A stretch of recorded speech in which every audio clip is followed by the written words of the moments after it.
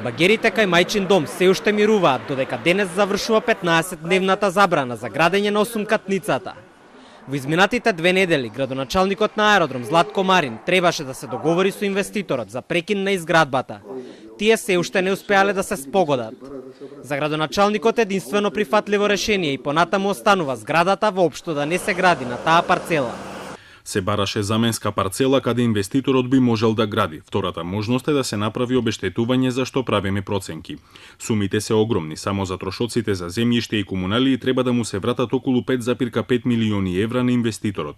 Во меѓувреме општина Аеродром е во исчекување на одлуката од Уставен суд каде се поднесени 13 претставки за дупот кој ја опфаќа парцелата. Наспроти тоа, сопственикот на градежната фирма Фатмир Етеми убедува дека изградбата ќе продолжи затоа што документите се собрани и се е легално. Стравува дека дополнително одложување на работите лошо би се одразило по буџетот на фирмата, но и по джебот на работниците. Ние сме во една позиција што и да сакаме назад да одиме не можеме, бидејќи во оваа постапка ние сме продали кога имаш одобрење за градба прво силно, имаш право да продаваш станови. Ние, знаејќи дека документацијата сме ја добиле по легален пат, чиста документација, согласности сме земале 18 согласности од многу институции, дозволата која сме ја земале биле на 2 јавни гласила, никој не ја обжалил. Сум бил прво коректен за себе и второ за околината, за вас. Проектот е 20.000 квадрати. Дупот предвидува многу поголема зграда од тоа ја што сум ја насртал. Тука сум изгубил, верувајте ми, 1 милион евра. 1 милион евра сум правил помала зграда само да не личи како кинески зид зградата. Жителите гласно кажаа дека не сакаат зграда да никне на ливадата кај Мајчин дом.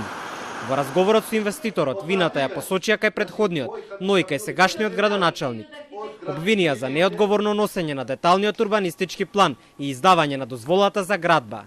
Најмногу реагираат за уништувањето на зеленилото во населбата.